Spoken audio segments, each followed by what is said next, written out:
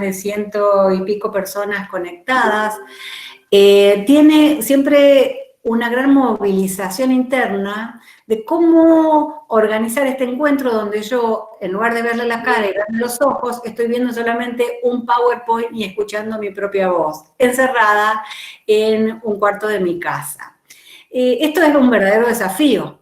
Si bien todos nos hemos tratado de transformar hacia la virtualidad y la telemática y el teletrabajo, no deja de ser un desafío, sobre todo para los que no somos milenios. He visto que hay mucha gente joven en este curso, pero también aquellos que, aunque tenemos la enorme voluntad de aprender permanentemente el uso de estas nuevas herramientas para llevar adelante estos desafíos, todo esto nos genera grandes inquietudes. Ayer, casualmente, me mandan por mail una conferencia que dictó Santiago Kovadlov. Ustedes saben que es un filósofo, que es escritor, además poeta, escribe cuentos para niños. Bueno, es un verdadero comunicador.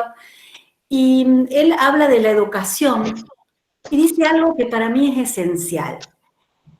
¿Y por qué empiezo yo hoy, esta tarde, con esta reflexión? Porque lo que quiero puntualizar, que enseñar, para todos los que somos educadores en cualquier nivel, es transmitir la emoción de aprender, dice Kovadlov.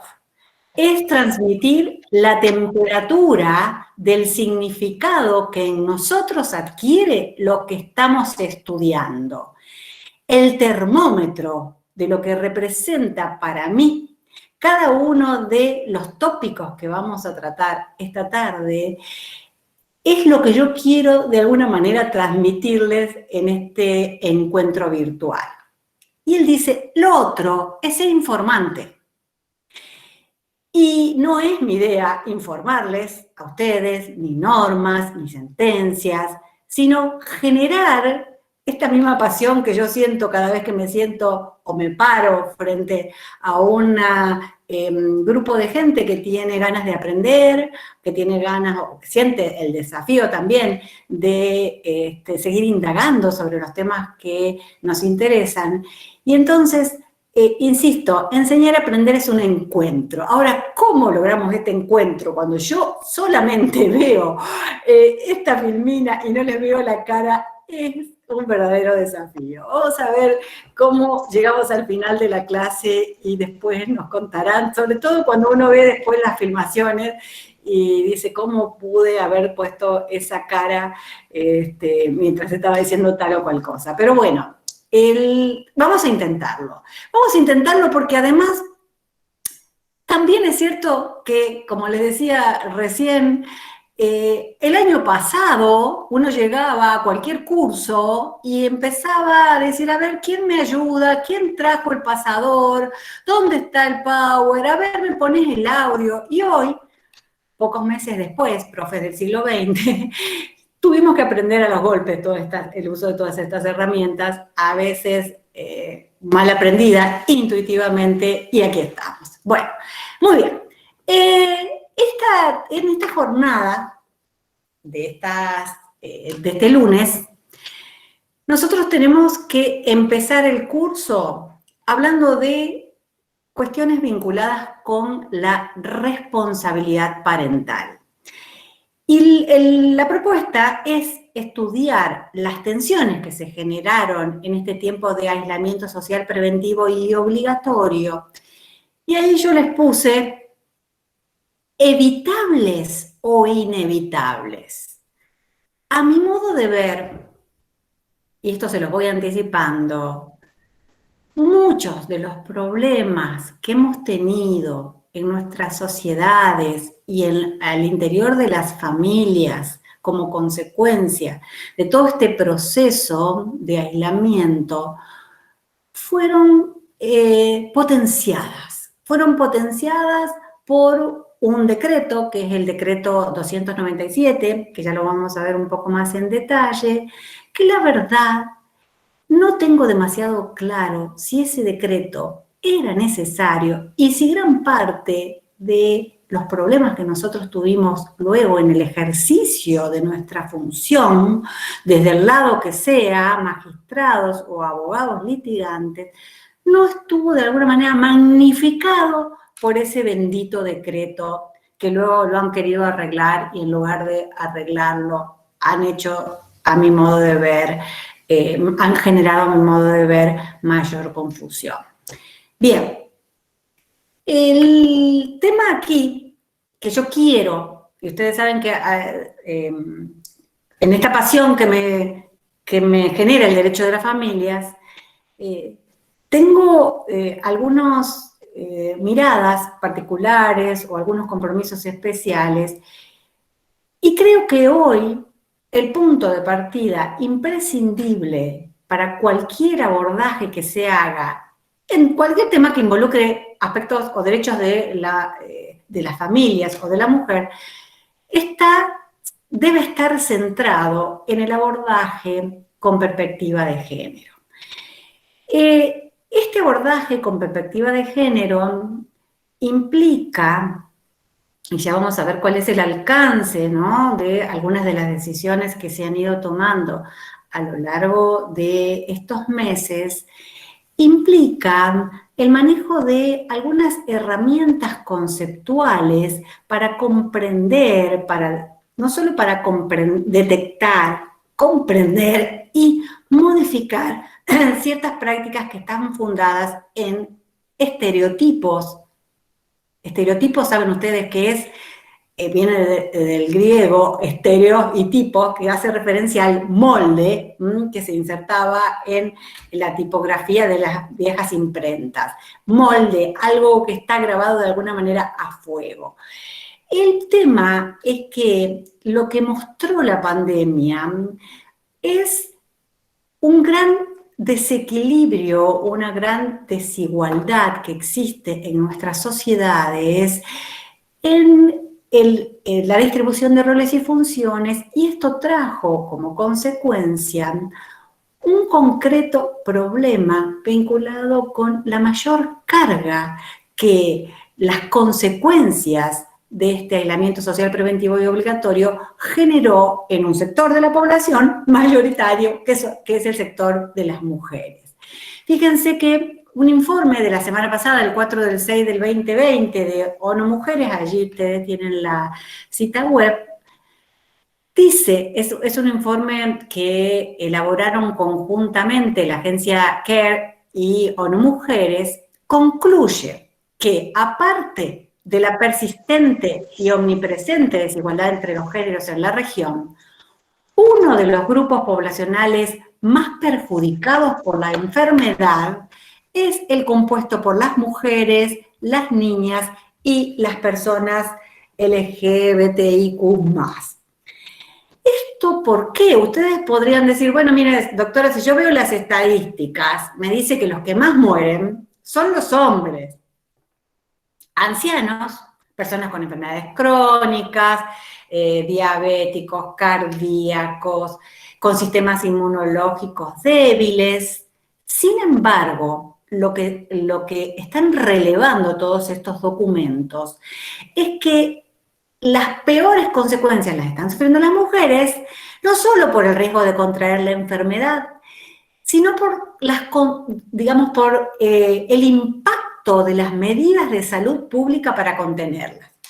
Porque la verdad que cuando una epidemia que se transforma en pandemia, como la que estamos transitando, no tiene vacuna, ni hay un medicamento, la vacuna somos todos quedándonos en nuestras cuatro paredes, en nuestra propia casa y manteniéndonos aislados. Pero ese aislamiento que fue necesario, probablemente las estadísticas, uno con el diario del lunes no puede, es fácil decir, bueno, esto funciona o no funciona, todavía no lo tenemos al diario del lunes porque Si bien en nuestra provincia parece que la situación está controlada, en Buenos Aires, y hay algunas jurisdicciones como Chaco o el Gran Córdoba, todavía no se sabe cuál va a ser el alcance de la enfermedad y la letalidad del virus,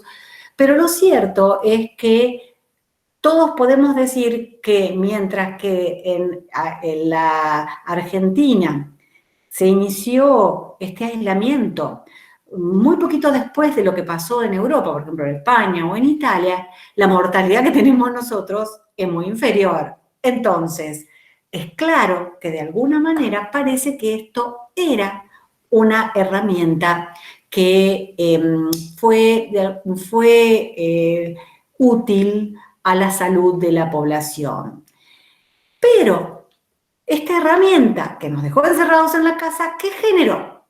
Generó, por un lado, un alto incremento de la pérdida del trabajo informal.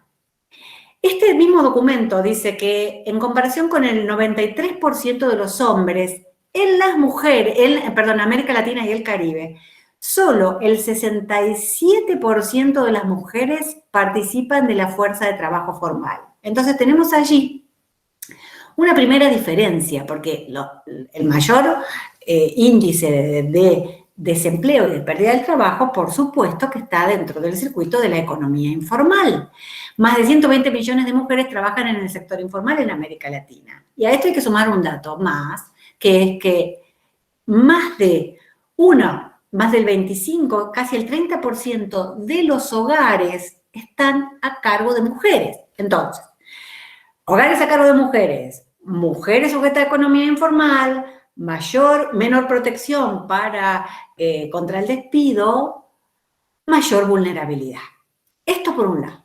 Pero por otro lado, el problema de las tareas de cuidado. Ustedes saben que, aunque el tema que nosotros nos vamos a concentrar en un momento, que es el tema del ejercicio de la responsabilidad parental y la distribución de las tareas de cuidado, en nuestro país, las normas que organizan este sistema tienen una base en el reconocimiento de la igualdad de los géneros.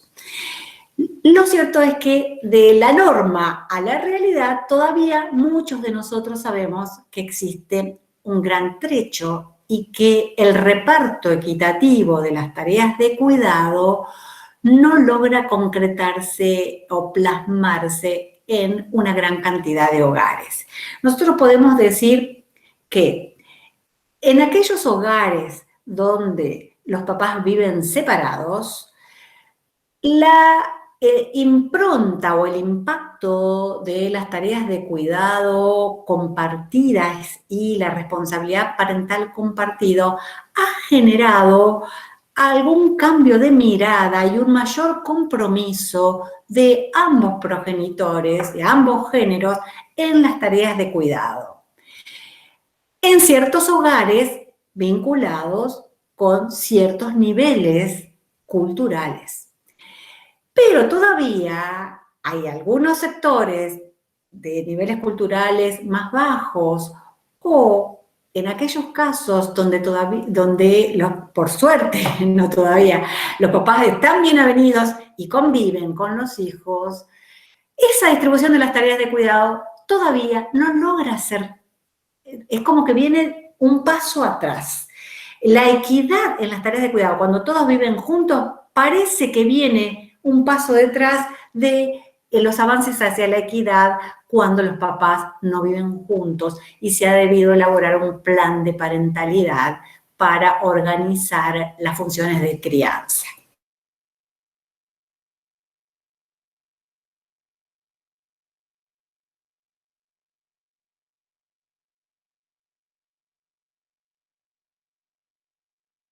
Trabajo, cuestión aparte, todas nosotras, las que estamos aquí, y los hombres que he visto que están también allí, saben perfectamente lo que implica la demanda del teletrabajo, donde no hay horario. 1 de la mañana uno puede recibir un WhatsApp del jefe pidiendo, por favor, para si viene con el por favor, es afortunada, para mañana necesito tal o cual cosa, o acordate de mirar tal o cual cosa. Es decir, todos sabemos que todo esto también es una realidad que nos ha sorprendido, nos ha desbordado y no sabemos muy bien cómo manejarla. Pero no solo que tenemos unas funciones de teletrabajo 24/7, sino que hay que hacer 24/7 con niños alrededor, con niños que no entienden que la mamá, que es la que siempre estaba, cuando estaba con ellos, era la que se ocupaba de las tareas de cuidado, ahora está con ellos, pero no puede ocuparse de las tareas de cuidado de sus hijos porque tiene que ocuparse del trabajo. Y a eso sumamos también el tema de muchas mujeres que se han tenido que hacer cargo de la tarea de cuidado de las personas adultas, sobre todo en un primer periodo donde el aislamiento era mucho más restrictivo. Y si ya estamos hablando de jornada laboral, teletrabajo, jornada laboral, cuidado de los hijos, encargarse de los abuelos, triple jornada laboral, cuádruple jornada laboral, porque además la actividad o las funciones domésticas quedaron a cargo de, al no poder ingresar, personas de ayuda al hogar, tanto para el cuidado de los hijos como para las tareas domésticas. Todas nos hemos transformado en cenicientas, nos subimos a la calabaza, agarramos la lavandina, la mopa y a darle durante todos estos 3 meses cuestiones extras que muy probablemente algunas de todas nosotras no hacíamos antes. Pero a esto sumamos además, quienes tienen niños en edad escolar, primaria sobre todo, la educación formal. Entonces, toda esta carga puesta sobre las espaldas fundamentalmente de las mujeres, porque ya vamos a ver que las reglas que dispuso este bendito decreto generó que, como no se podía salir del hogar y repartir estas tareas de cuidado, todo esto recaiga sobre las mujeres, llevó a un enorme estrés que más de una vez uno se pregunta, si no empezamos a cuidar a las que cuidan, qué pronto estas personas que cuidan van a perder su salud, porque la sobrecarga, el exceso de rigurosidad, también impuesto muchas veces por los colegios, ¿no?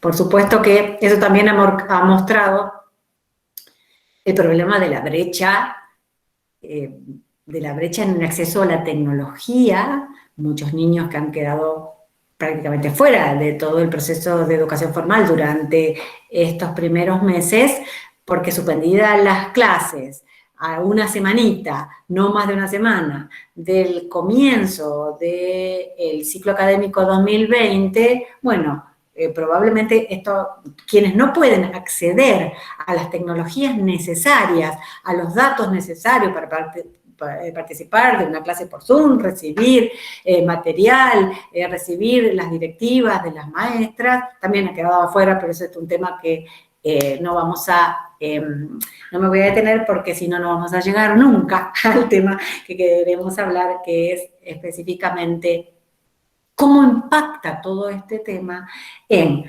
las tareas de cuidado y también en las obligaciones alimentarias. Para cerrar esta introducción, dice este mismo documento, CARE y ONU Mujeres, lo que discrimina a las mujeres no es la pandemia, sino que son los estereotipos patriarcales.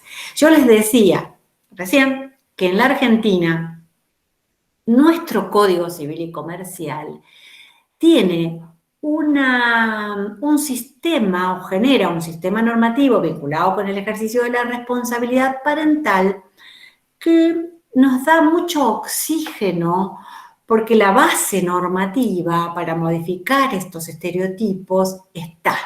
¿Dónde están las bases del régimen de responsabilidad parental argentino? En primer lugar, ustedes saben que el primer pilar que estructura el régimen de responsabilidad parental en la Argentina es el interés superior de los niños, niñas y adolescentes.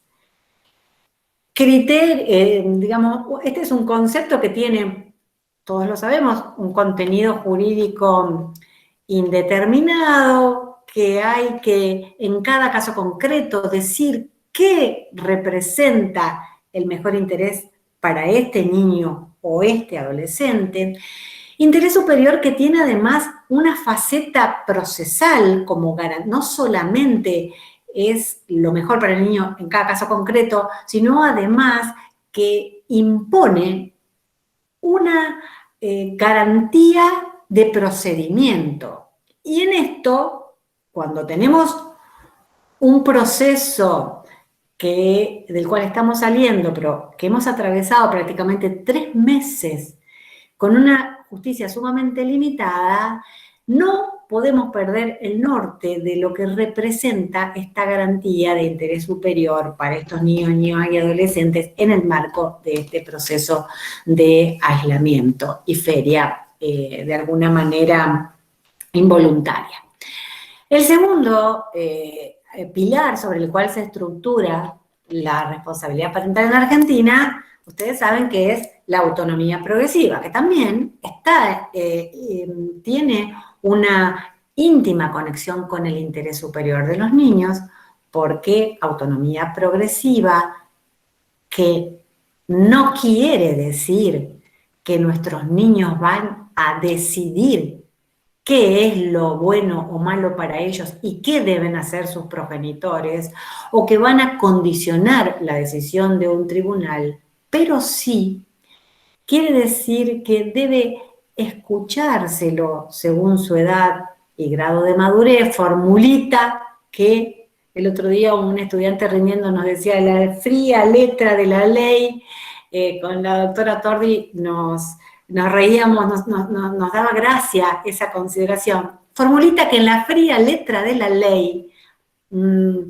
edad y grado de madurez no alcanza a plasmar todo lo que representa y la cantidad de variables que hay que examinar para determinar si ese ejercicio de esa autonomía progresiva, cuánto tiene que ser o no vinculante el ejercicio de esa autonomía progresiva.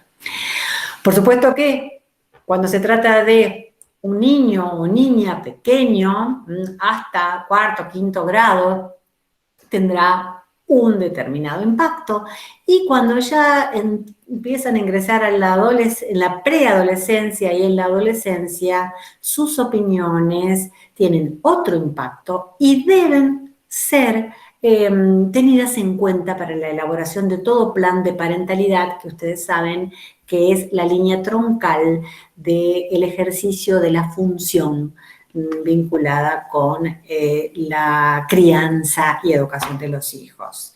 Y el tercer pilar, que es un pilar que, si bien ustedes saben que este tema, bueno, yo prescindo de todo lo que es articulado, porque la mayoría de ustedes ya son abogados en ejercicio, estos temas los han estudiado muchas veces, han leído las normas seguramente, entonces no me voy a detener prácticamente en el énfasis en lo que dice el código, sino lo que quiero mostrarles es algunas cuestiones vinculadas o lo que representa este sistema normativo. Bueno, ustedes vieron que cuando se inicia la regulación de una determinada institución, nuestro código, primera parte, siempre habla de principios generales. Principio general de interés superior, principio general de autonomía progresiva. No habla de corresponsabilidad parental.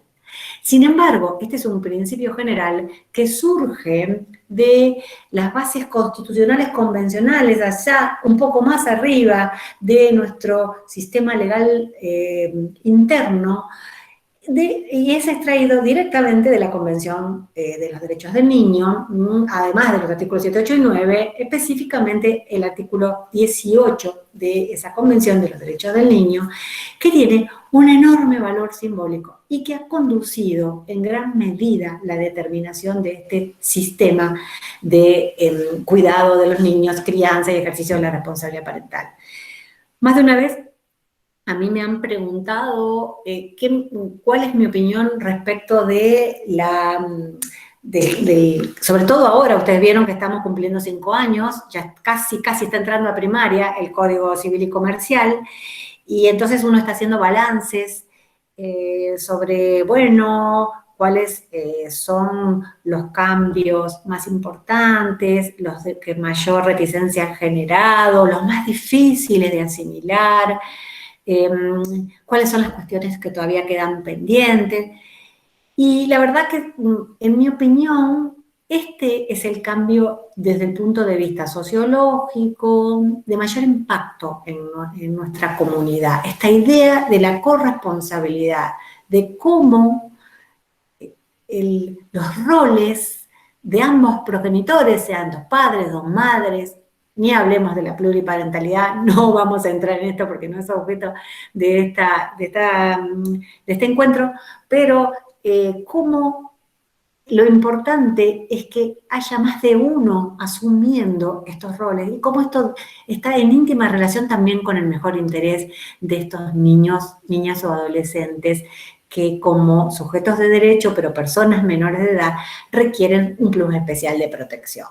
Bien, voy a seguir entonces recordando este tema que a nosotros siempre nos moviliza o nos interpela desde la universidad y también desde los encuentros con otros profesionales, entender qué es lo que se comparte y qué significa esta idea de responsabilidad parental compartida. Nosotros siempre decimos, hay 3 grandes conceptos que analizar.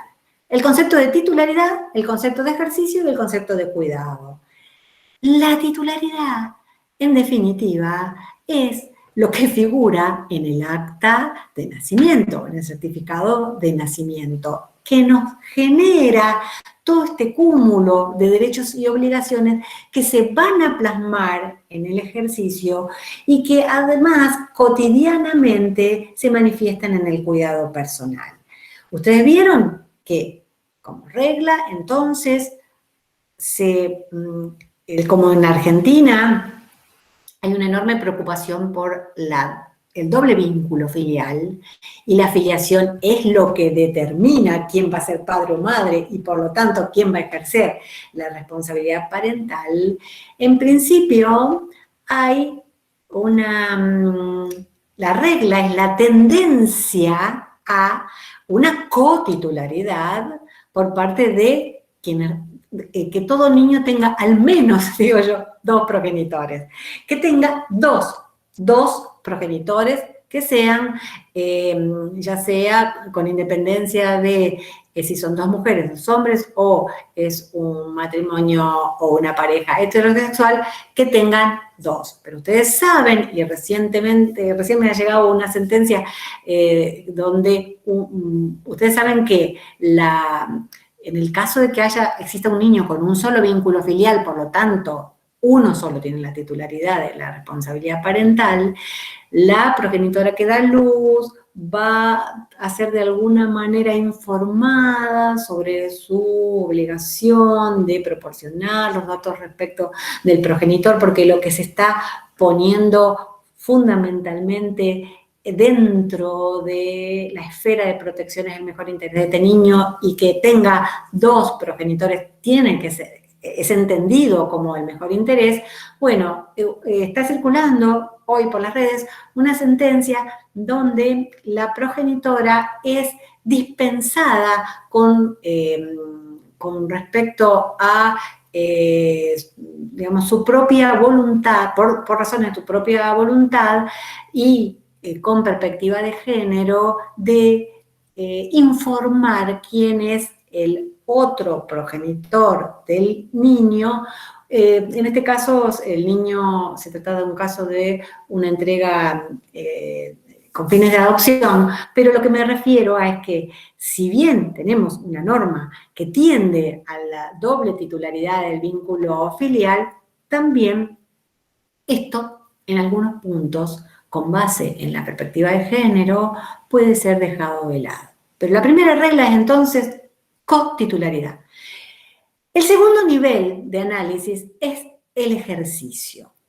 Algunos interpretaron que cuando yo hablaba de ejercicio me refería a la vieja tenencia y que podíamos equiparar vieja tenencia a ejercicio de la responsabilidad parental. Pues en realidad no pueden asimilar, ustedes vieron cuando uno tiene dos sistemas que si bien hay elementos comunes, pero tienen finalidades diferentes, no pueden trasladarse los conceptos del viejo sistema al nuevo. Lo mismo pasa aquí.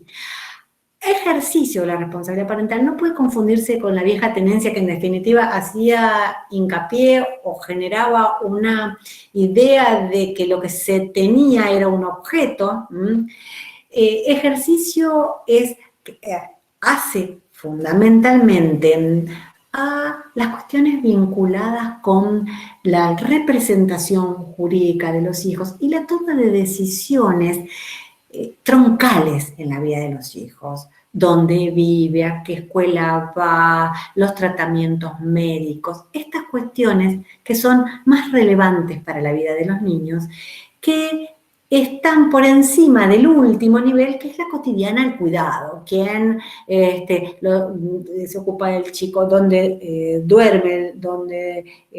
¿Quién lo lleva al colegio? ¿Quién le hace de comer? ¿Quién lo baña? ¿Quién le hace hacer las tareas? Esto de lo cotidiano. Entonces, yo ahí les puse. Entonces, se comparten 3 niveles.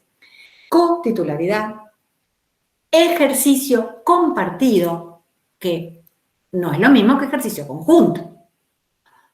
Porque el ejercicio compartido implica que las decisiones que uno toma se presume que cuentan con la conformidad del otro. Y ahí vamos a ver el problema de los desacuerdos en un momento. En cambio, el ejercicio conjunto, que no es el sistema argentino, excepto para los casos en donde sí o sí se necesita la presencia de los dos,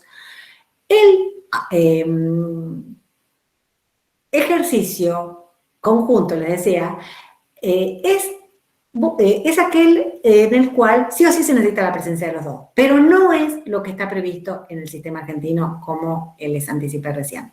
Finalmente, el cuidado personal, ustedes saben, y aquí es donde, la verdad, ¿quieren que les diga qué opino? Esos nombres, indistinto y alternado, son un problema. Porque indistinto, ¿qué quiere decir indistinto? Cuando uno lo explica, cuando uno lee el articulado dice, indistinto, ambos cumplen las funciones de cuidado, pero el chico reside principalmente en un domicilio. Desde el punto de vista conceptual parece que eso no se relaciona en sí con indistinto.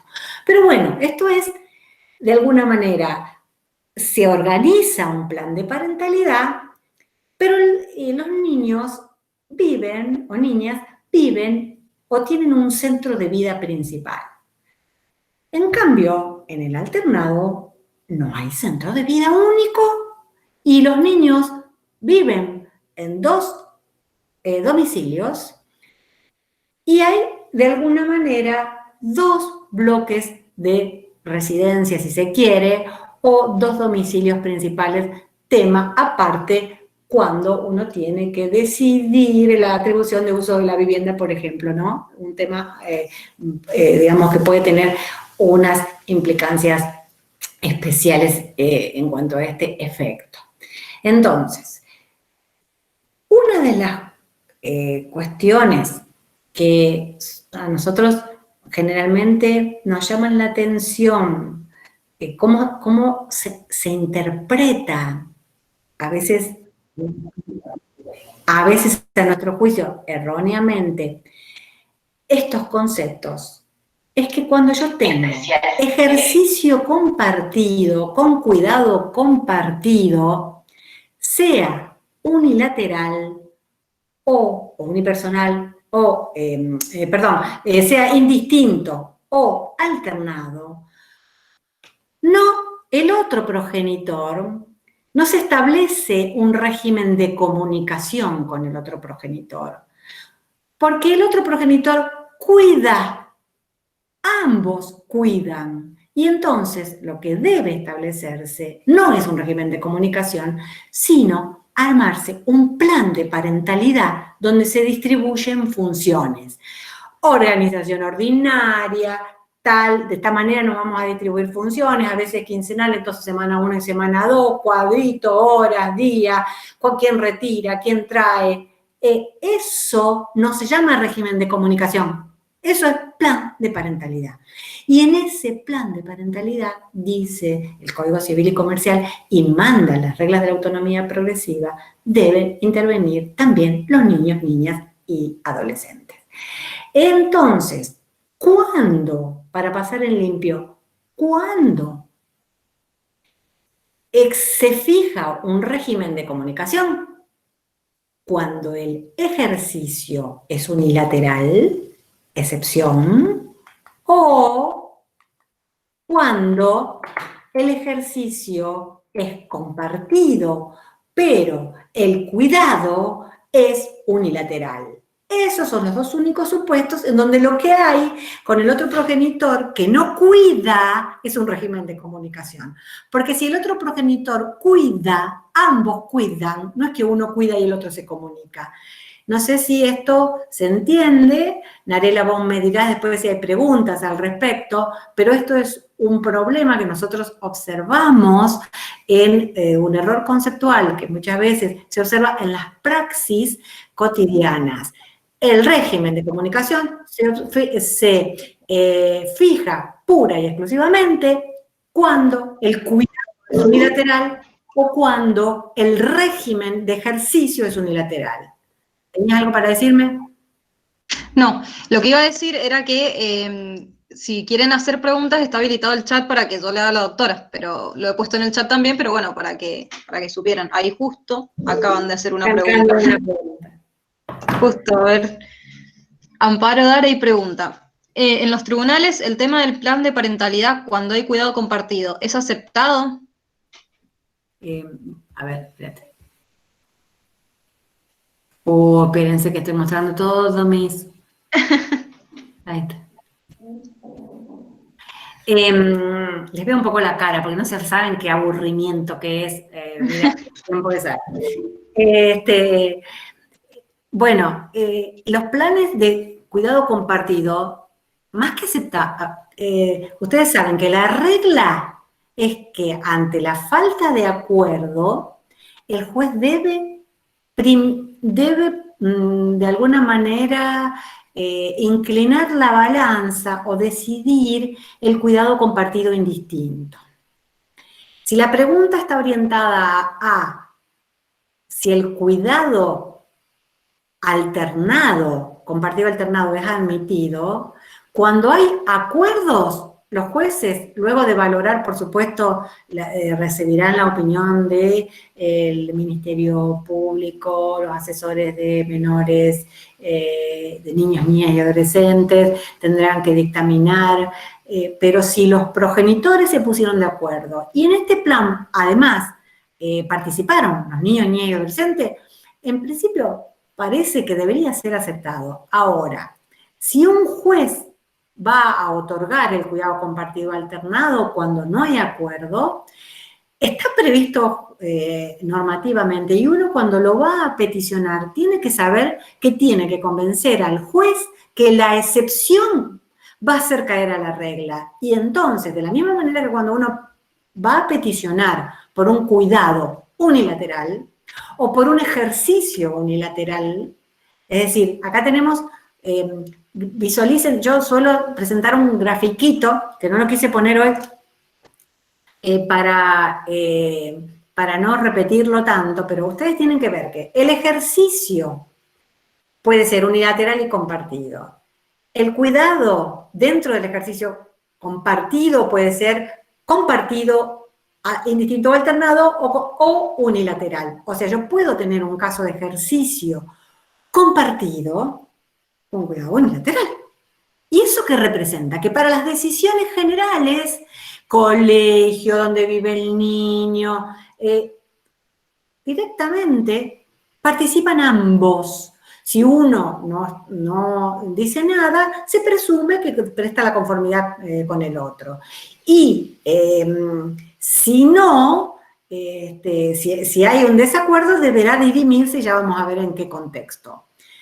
Entonces, tanto si yo voy a pedir ejercicio unilateral, como si yo voy a pedir cuidado unilateral o cuidado compartido alternado, tengo que probarle al juez o a la jueza que eso es lo mejor para estos niños o esta niña que en este caso concreto tiene esta realidad, estos padres, esta madre, esta edad, este colegio, este contexto, esta situación de salud, es decir, todos estos elementos tengo que darlos para convencer.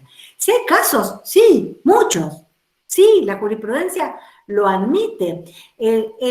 La mayor parte, por supuesto, de los mecanismos, de las familias que tienen este régimen, surge de gente que lo acordó.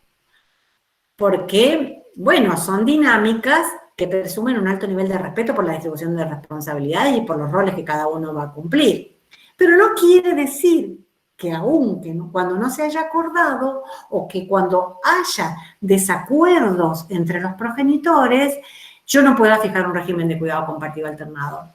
A veces el régimen de cuidado compartido alternado genera menos roces que el compartido indistinto, porque en el compartido indistinto, como el chico tiene una residencia principal y está toda la colaboración y la presencia permanente de los dos progenitores en la vida del noviazgo, a veces eso genera más roces.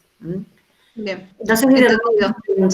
Sí, ahí puso Amparo que estaba totalmente entendida y también hizo otra pregunta, tengo dos más. Pregunta si vale como prueba para el cuidado alternado la situación de hecho existente respecto a lo que se hizo desde la separación para que el juez termine otorgándolo. Esa es, lo vamos a poner en términos jurídicos, es la preservación del status quo. Ustedes saben que el mejor interés de un hijo, dentro de las pautas para llenar de contenido a este concepto jurídico indeterminado, que es el mejor interés, una de esas pautas es el mantenimiento del status quo. Y el status quo del niño está dado por la forma en cómo se relacionaban antes de llegar a los tribunales. Entonces, la respuesta es absolutamente sí. Absolutamente sí. Y en esto, a mi modo de ver, es fundamental digamos, todo este trabajo previo que uno puede ir haciendo en los estudios jurídicos, acompañando este proceso de elaboración de planes de parentalidad de buena fe, por supuesto, y ahora vamos a ver qué pasa con los alimentos, con este tema, porque muchas veces estos planes de parentalidad compartido están asociados al mito de que si compartimos la misma cantidad de tiempo no pasamos alimentos. Claro. Entonces, ese es un error, es un mito, un error que hay que desterrar. No se cuentan las horas. A veces hay casos donde te vienen con un listado. 8 almuerzos, 9 media tardes, 15 cenas, para tratar de justificar por qué no se pasa cuota alimentaria, o por qué sí se pasa cuota alimentaria, y no es, o tantas horas, conmigo está 14 días, y 14 días y 10 horas, por favor, doctora, conseguime que conmigo esté 14, que conmigo esté 15 días, dame 10 horas más, así no pago alimentos. Error. Eso es un error y horror. A ver qué están diciendo ahí. Ahí, mira, ahí te hago otra pregunta que estaban antes. Sí. He visto varias sentencias, Cecilia Vaginay pregunta, he visto varias sentencias en que se establece el régimen de cuidado personal unilateral cuando el padre está ausente, pero ¿se podría solicitar cuando el otro progenitor pone en riesgo al menor por consumo de alcohol o, en este contexto, por incumplimiento de cuarentena? Mira, hay que distinguir, y por eso insisto en las diferencias de concepto. Ejercicio de cuidado. El ejercicio es más lo macro, hacia las grandes decisiones. La regla general es que el ejercicio es compartido. ¿Cuándo podría ser unilateral? Cuando un progenitor está absolutamente ausente para no llegar a la privación, que es, en definitiva, me haría correr la titularidad. No, tampoco. Bueno, esa discusión ya la hemos tenido una vez, no nos vamos a volver sobre eso, pero para no llegar a la privación y quedarme de alguna manera en el ejercicio unilateral,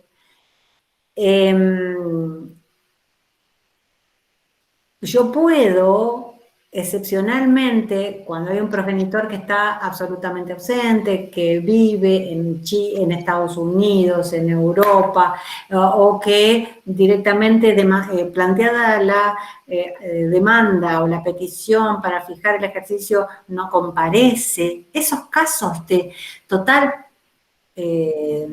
negligencia o desinteligencia perfectamente pueden ser casos de cuidado unilateral. Ahora, los casos de el ejercicio puede ser compartido, pero el cuidado puede ser unilateral.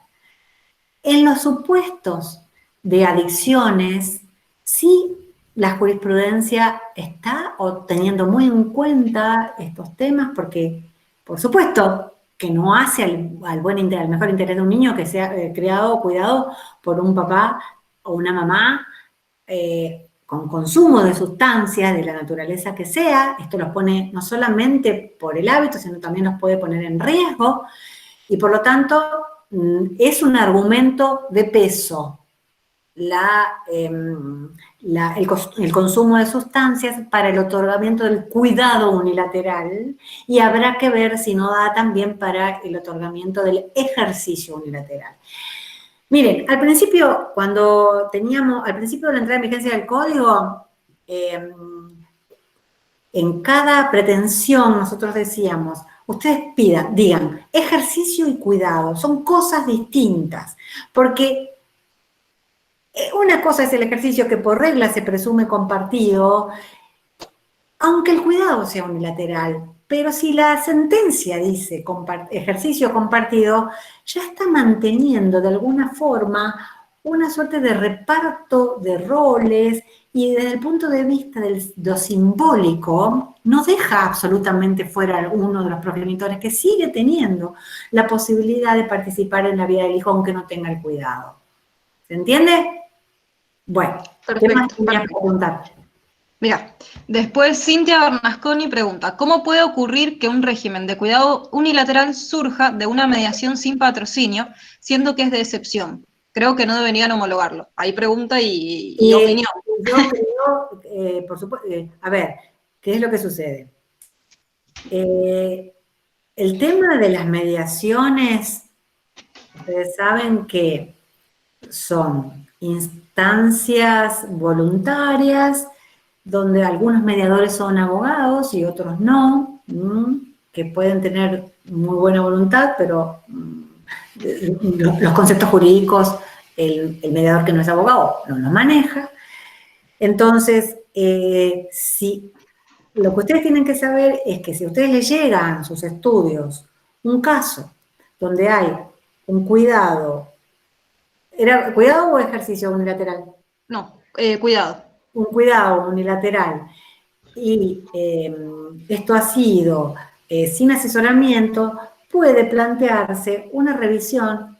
El tribunal a lo mejor lo homologa, pero si hay un interés de la parte que no ha sido debidamente asesorada y se asesoró luego, las decisiones vinculadas con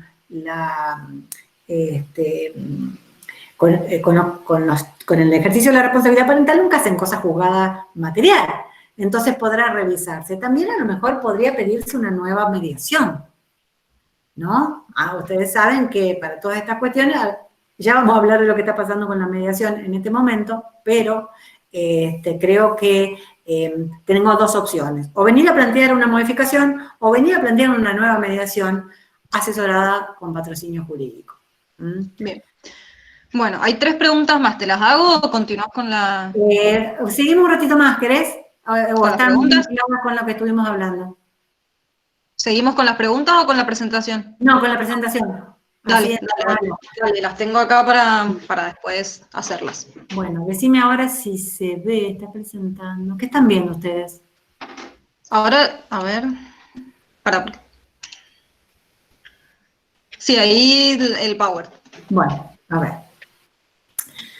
Bueno, decíamos entonces, dos formas de ejercer la función, compartida unilateral, y este fabuloso deber de informar, que en todos los casos de ejercicio compartido, y también en los casos de ejercicio unilateral, esto se entiende que aplica también, aunque la norma diga en todos los casos de ejercicio compartido no excluye, el unilateral, cada progenitor debe informar al otro sobre cuestiones vinculadas con la educación, salud y otras relativas a la persona y bienes de los hijos. Este deber de informar es un deber que garantiza la presencia de ambos en la vida de los hijos y que también evita que se tomen decisiones que puedan afectar el normal desenvolvimiento de los derechos del otro. ¿Esto por qué lo digo? Temas vinculados, por ejemplo, con un cambio de colegio, con un cambio de residencia o de centro de vida. Un progenitor que tiene el cuidado compartido indistinto, los hijos tienen la residencia principal con él, encuentra una mejor propuesta laboral en otra localidad, dentro o fuera de la provincia. ¿Cómo hace para tomar la decisión? No puede tomar la decisión de mudar ese domicilio y llevarse a los hijos sin la conformidad del otro. ¿Cómo se logra esta conformidad? Esta conformidad se logra informando primero. Si el otro no dijo nada y yo tengo acreditado que informé, pues quiere decir que aplico la presunción de que del C41 se presume que lo decidido por uno cuenta con la conformidad del otro. Si el otro no está de acuerdo, debe oponerse, pero ¿dónde se va a ir a oponer? No va a ir al tribunal a oponerse, porque si no vamos a llenar los tribunales de causas que nunca van a llegar a ser resueltas en tiempo. Porque, bueno, hasta que, salvo que se pidan medidas cautelares como no innovar, y muchas veces tampoco, porque esto era lo que pasaba en el régimen anterior, donde uno debía ir a manifestar la oposición al tribunal. Aquí no. El ejercicio compartido hace que uno toma decisiones. Si el otro no dice nada, entonces se presume que presta su conformidad o que está de acuerdo. ¿Cómo el otro o cuando el otro opina? Para que el otro opine, el que toma la decisión tiene que comunicárselo. Si el otro no está de acuerdo, se lo comunica al que tomó la decisión y el que tomó la decisión no puede modificar el status quo y es él en todo caso el que debe ir a pedir judicialmente una autorización para modificar el centro de vida de los hijos. Este deber, lo mismo pasa con el colegio. El colegio de los chicos hay que cambiarlo porque los chicos, la verdad, que están teniendo, los compañeritos le están haciendo bullying, o porque no me sirve con mis horarios de trabajo, o porque la cuota es demasiado cara. ¿Puedo tomar la decisión unilateralmente? Tengo que comunicarle. El otro presta su conformidad o no dice nada, rige la presunción. Pero si el otro se opone, entonces para ir a conseguir esta modificación tengo que hacerlo judicialmente. Ejemplos de la dinámica de este deber de informar y cómo juegan los desacuerdos, hay muchísimos para analizar en la jurisprudencia. Bien, y llegamos a lo que teníamos que hablar esta tarde fundamentalmente, que era el tema de las tareas de cuidado en tiempos de aislamiento social preventivo y obligatorio. Ariel, Sí. te interrumpo porque así te pido algo que han pedido acá en el chat. Sí. El fallo que hizo referencia abordado con perspectiva de género. Nos preguntan si nos lo podría facilitar después. Sí, después te los circulo. Perfecto. Varios, hay varios. No son de Mendoza, pero hay varios. Es importante que los conozcamos, vinculados con el ejercicio, con el tema del cuidado, ¿no? En realidad, hay alguno vinculado, que sí tiene perspectiva de género, pero era otro, la pretensión que no implicaba así la distribución de las tareas de cuidado entre ambos progenitores y el centro de vida. Bien. Yo después te lo paso a Narela y vos lo compartí. Perfecto. Bien, ahora llegamos a lo que nos pasó en este largo otoño 2020, con ustedes vieron el título de esto, se llamaba Tareas de cuidado en tiempos de aspo. tareas de cuidado de los hijos. Tenemos una primera fase. Podemos decir que este periodo se divide en 3 grandes fases o etapas. Una primera, el DNU, me faltó la I, Decreto Nacional de Necesidad de Urgencia 297.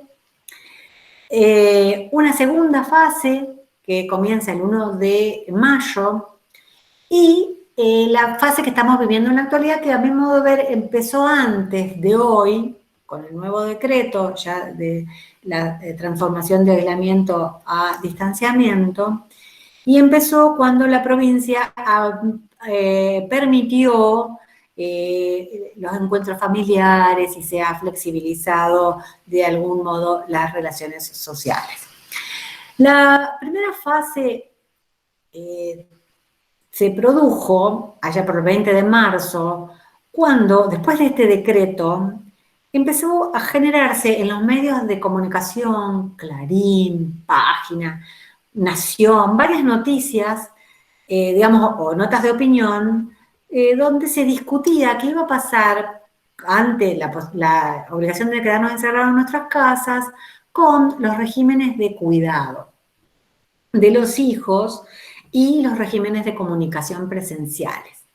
Entonces, se dictó, el Ministerio de Desarrollo Social dictó una resolución del 21 de marzo, la 132, que dijo: los chicos no se mueven, se quedan con papá o mamá que los está cuidando y solo se autoriza un traslado. ¿Por qué razones? Primero, la primera razón, si los agarró el toque de queda, digamos, el aislamiento, en la casa del progenitor donde no tienen la residencia principal. Segundo, en el caso de que se trate de un tema de trabajo del progenitor que lo está cuidando o de un tema de salud. Lo que pasa es que esta resolución ministerial tuvo algunos inconvenientes porque no alcanzó a comprender la dinámica de los cuidados compartidos. Hablaba de los regímenes de comunicación, después tuvo que salir una aclaración, y la Corte de Mendoza salió a decirlo, ¿qué pasaba con los cuidados compartidos? Esto generó, entonces, en concreto, los chicos al cuidado de uno de los dos progenitores, en principio donde tenían la residencia principal, pero donde, en los casos de cuidado compartido alternado donde no hay residencia principal, les pregunto a ustedes cómo resolvieron ese problema con sus clientes, porque si no hay residencia principal, ¿a qué residencia principal se refería la resolución ministerial 132? Y después lo fácil, los regímenes de comunicación presenciales se suspendieron y se combinó de alguna manera al progenitor o la progenitora cuidador a garantizar el contacto con el otro a través de las comunicaciones digitales, redes, Facebook, WhatsApp, Skype y todos estos mecanismos de comunicación que han florecido, digamos, durante este tiempo de pandemia. Bien, en Mendoza hubo de todo, hubo quienes se sujetaron absolutamente a esto y entendieron que los chicos no podían salir, hubo quienes acordaron no respetar esto y los chicos siguieron moviéndose de un lugar a otro. Entonces uno le decía, pero mira, si te para la poli, vas a tener un problema. Por suerte, se ve que la mayoría no ha parado la poli. Hubo esos que lo llevaban en el baúl del auto, no sé, todos esos delirios, tonteras que pasaron durante esos primeros 20, 30 días. Y hubo también un mecanismo de empoderamiento del litigio, donde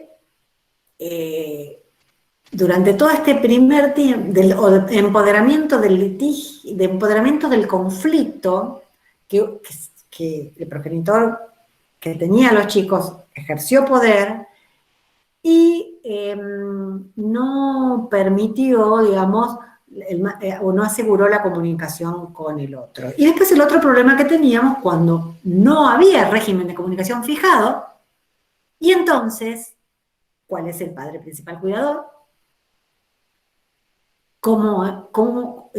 cuánto tiempo y de qué manera el contacto.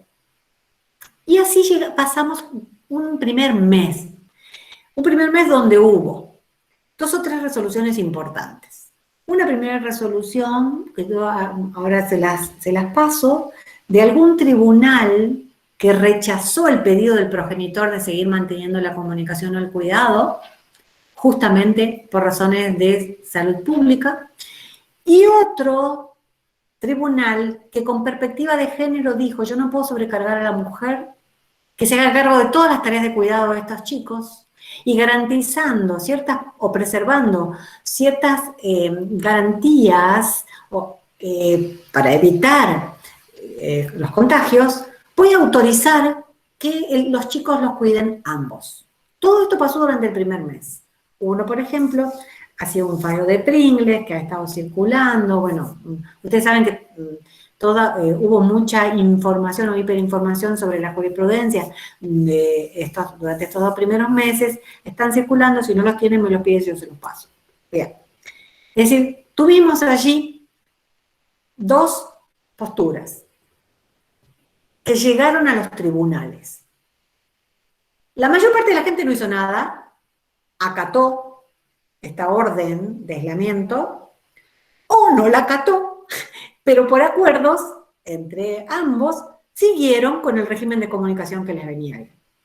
Los pocos que accedieron a los tribunales y que se les habilitó la feria, porque hubo casos directamente donde, el primer caso es el de San Isidro, creo que es el 21 o 22 de marzo, no se les habilitó la feria directamente, o bien que se habilita la feria para rechazar la pretensión del padre o para habilitar el régimen de cuidado compartido solicitado con la madre en un fallo que tiene una fuerte perspectiva de género. Les digo que la mayor parte de los fallos innovadores de este periodo son de juzgados de paz.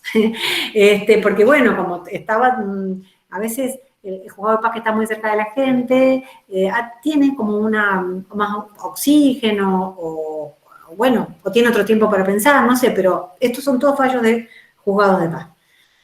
¿Qué pasó en Mendoza durante este tiempo? Bueno, durante este tiempo en Mendoza prácticamente en los tribunales hubo muy, muy pocos planteos y lo que yo conozco al menos, en principio planteaba pretensiones para mantener el cuidado compartido, no han sido admitidos, no obstante que ustedes recordarán que hubo un juez de familia que estuvo, o 2 o 3 de Mendoza, que han estado en los medios de comunicación, y ellos decían que eran partidarios de restablecer los regímenes allá por fines de abril. Sin embargo, cuando las pocas decisiones que yo al menos he podido relevar, se han rechazado el establecimiento de los mecanismos de cuidado, aunque estos mecanismos de cuidado podrían decir, bueno, un solo traslado semanal, antes de la resolución, inclusive del 1 de mayo, que ya autoriza el traslado semanal, pero sin embargo, como les decía, no los han autorizado con fundamento en la preservación de la salud. Y que, bueno, la pretensión implicaba modificar un régimen que ya estaba homologado, que se estaba cumpliendo y que esto no era la vía hacerlo a través de un mecanismo urgente. Luego, a partir del 1 de mayo, la noche del 1 de mayo, que era viernes, no me voy a olvidar, porque ese sábado se nos complicó la vida a los abogados litigantes, salió una decisión administrativa firmada, suscrita por el jefe de gabinete de ministros y varios ministros más, Educación, Transporte, Salud. Esa decisión administrativa decía, miren, vamos a cambiar lo que hoy tenemos y lo vamos a cambiar fundamentalmente porque hacía unos días que un juzgado nacional declaró la inconstitucionalidad de esa resolución que suspendía los cuidados compartidos, es decir, una resolución ministerial no me puede venir a estar por encima de una sentencia de un juez que estableció un régimen de cuidado compartido o de lo que dice el Código Civil y Comercial que autoriza, digamos, o que tiene por regla la responsabilidad parental compartida. Bueno, entonces esa declaración de inconstitucionalidad condujo a que los ministros trabajaran el Día del Trabajador y saquen esa decisión que autorizaba un traslado semanal. Estábamos en 1 de mayo. Mucha gente ya había tomado su propia decisión de llevar a traer los niños, quienes no, los que no estaban de acuerdo, los que utilizaron la pandemia para empoderarse o para seguir luchando contra el otro progenitor, y respecto de estos casos es donde debía entonces plantearse judicialmente de qué modo organizar ese traslado semanal. Esto también trajo mucha tela para cortar porque se discutía, ¿qué significa traslado semanal? Resulta que tenemos un régimen de cuidado compartido en distinto, donde los chicos duermen todos los días con un progenitor, pero almuerzan con el otro. ¿Esto significa que van a estar una semana con cada uno?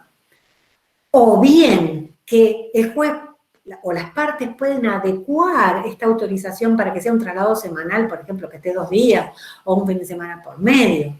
Esto era vinculante, debía decidirse una semana y una semana. Por supuesto que quienes estaban esperando que se les abra la puerta para poder volver a ver a sus hijos decían, no, dice una semana, lo interpretaron así. Tuvo que salir el secretario de la Defensoría de los Derechos del Niño para decir, no, ojo, esta norma está diciendo yo te autorizo, aquella excepción no te autorizaba nunca a salir o a mover a los chicos, ahora te autorizo una vez. Eso salió a decir el secretario del Consejo de Niñez. Sin embargo, comenzaron a realizarse algunas presentaciones judiciales para tratar de adecuar cuando no había régimen de comunicación o cuando los regímenes no articulaban. Chicos que estaban 2 días o un día con el otro progenitor y el resto del tiempo con la progenitora o a la inversa, incluso planteaban ellos mismos, yo no quiero estar una semana con el otro. Entonces, fue necesario algunas respuestas de la justicia en este contexto. Respuestas que hubiese sido conveniente poder canalizarlas muchas veces por mediación, y yo creo que este fue el propósito, aunque no totalmente que no se pudo concretar por razones de que no se logró articular, a mi modo de ver, el funcionamiento de ese famoso 0800 de mediación. Y bueno, seguramente no han dado abasto, no han podido dar respuesta, todos sabemos que mucha gente no ha podido, todavía era tiempo de aislamiento, había gente que no podía trabajar o que no podía disponer de internet para las audiencias o lo que sea, pero lo cierto es que le pusimos mucha pila o muchas fichas a esta instancia de mediación para evitar la judicialización. Sin embargo, al menos en mi experiencia, no hemos logrado resolver de un modo amistoso o a través de un mecanismo consensuado de solución del conflicto todo lo que esperábamos poder resolver.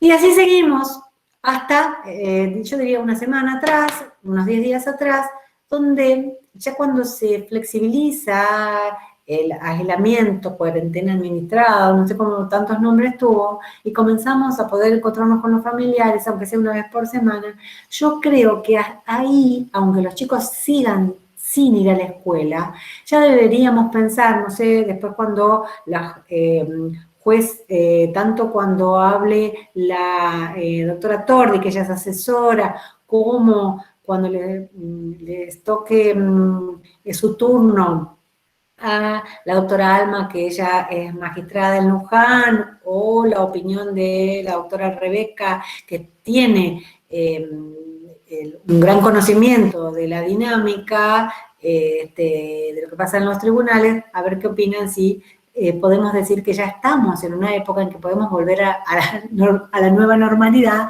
llevando a los chicos restableciendo los regímenes de comunicación, salvo que impliquen mudarse de departamento, por ejemplo, todas estas cuestiones que están prohibidas, pero no, me refiero a Mendoza-San Juan o Mendoza-San Rafael, no sé, allí habría que verlo, porque leí bastante rápido la decisión de hoy, pero eso habría que verlo. Pero en realidad, si no, todo el resto de planes de parentalidad, a mi modo de ver, ya deberían poder restablecerse. Ahí yo les puse el papel oportuno de la solución no contenciosa del conflicto. Qué felices nos pusimos ese 22 de abril, cuando creímos que esa acordada 29.515 nos venía a solucionar la vida. ¿Por qué?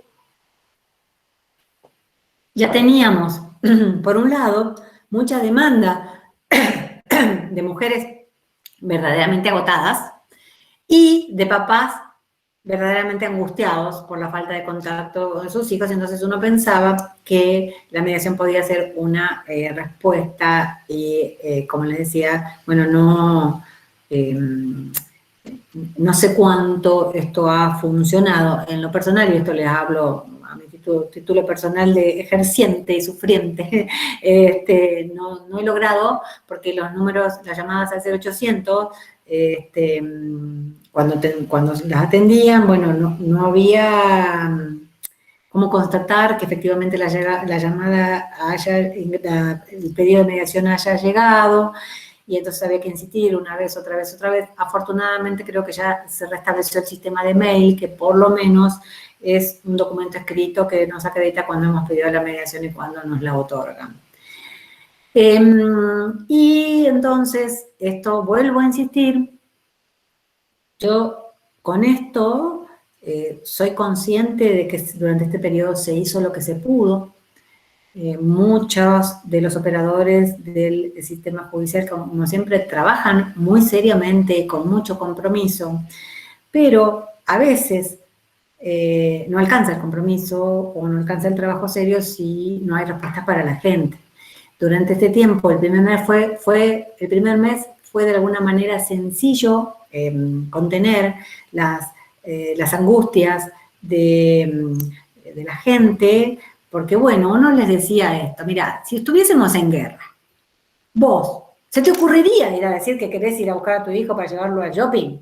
O para compartir el fin de semana. No, esto era más o menos así, como un estado de excepción, como si fuese una guerra, quédense piola, es el mejor interés de los niños. Pero ya con el paso del tiempo, cuando empezaba a verse que la situación estaba más controlada y que había casos donde los papás hasta viven a menos de 10 cuadras uno de otro, pero si hay litigio, el litigio o conflicto, o rencores, o venganzas, o lo resuelve un juez, o lo resuelven las partes sentadas conversando. La instancia de la mediación era una buena oportunidad.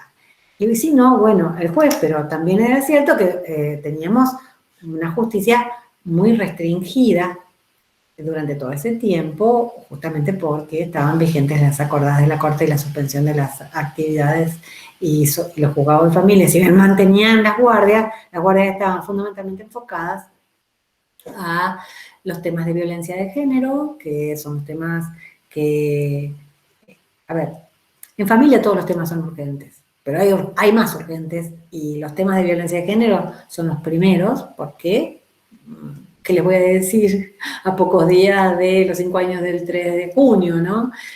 Sabemos que las mujeres mueren y el aislamiento condensa dentro del mismo techo, a veces en ambientes pequeñitos,